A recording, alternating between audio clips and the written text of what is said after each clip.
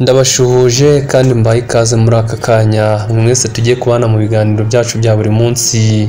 Iyi ni Marembo TV, nongeye kubaha ikaze muri iki kiganiro cy'aka kanya. Muri aka kanya tugiye kugaruka ku magambo y'ubwenge, amagambo umuntu yumva akamufasha mu buzima bwe bwa buri munsi, amagambo aturengera mu buzima bwacu bwa buri munsi. Wowe icyo usabwa ni subscribe gusa, ugakanda like, ukandika na comment uduha igitekerezo, nazo turazisoma tukazinyuzamo amaso. Amagambo yacu turayatangirira kuri iri ngiri: ntukite ku bitekerezo by'abakurwanya, kuko uba ufunga umugisha w'ibyari ibyawe. Wowe komeza urebe imbere, ubundi wizere Imana izagufasha mu buzima bwawe, mu rugendo rwawe. Aya magambo ni amagambo akomeye cyane, kuko usanga abenshi ducika intege tuziciwe n'abandi, ugasanga umuntu arakurwanyije ngo ikintu ukora si cyiza, cyangwa se ikintu ukora ntaho kizakugeza, bigatuma ucika intege. Rero ibyo byose iyo ubyirengagije ugakomeza ukarwana urugamba rwawe, birangira ugeze ku ntsinzi.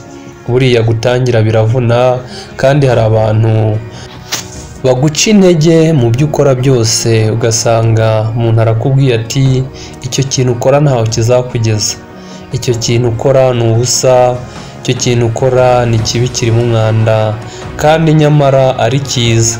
Nawe ukabirebesha amaso ukavuga uti koko ni kibi, bikarangira ucitse intege. Nyamara hari igihe aricyo cyari kuzaba intsinzi yawe.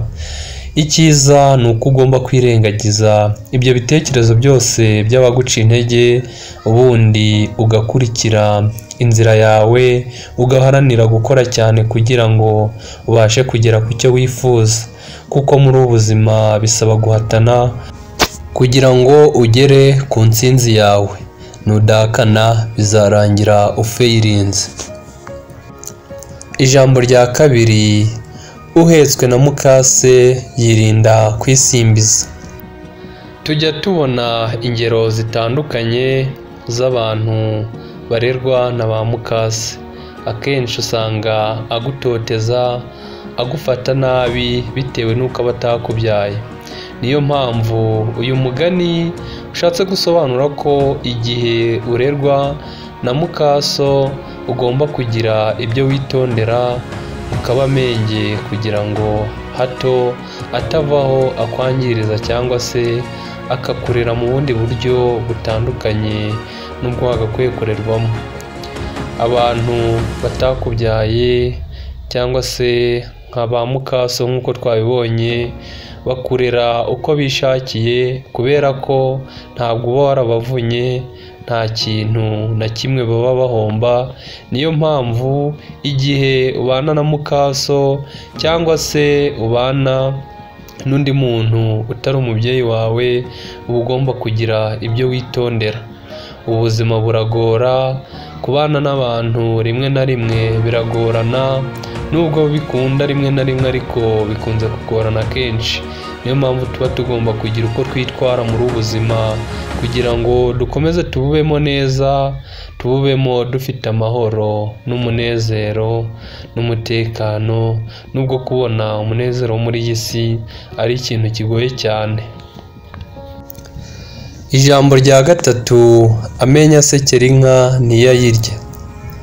Bishatse kuvuga ko hari igihe ugira inshuti ukabona murasabana, iragusekera, buri kimwe murisanzurana, ariko ukirengagiza ko hari igihe ashobora kuba yakurya utwaye cyangwa yakugira nabi. Niyo mpamvu biba bisaba kuba careful. Muri iyi si abantu batwiyoberekanyaho, uko tubabona inyuma siko baba bateye imbere.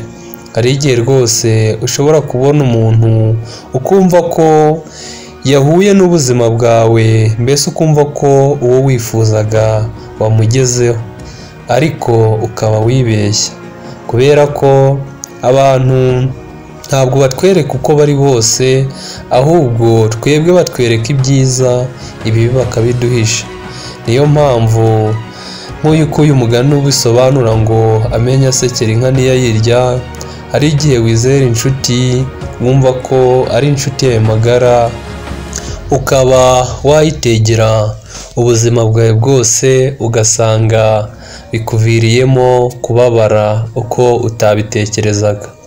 Niyo mpamvu muri ubu buzima tuba tugomba kwitonda tukaba careful kugira ngo hatagira na kimwe kitubabaza. Ubu buzima iyo ushaka kubabara urababara, kandi niyo ushaka ibyishimo urabibona.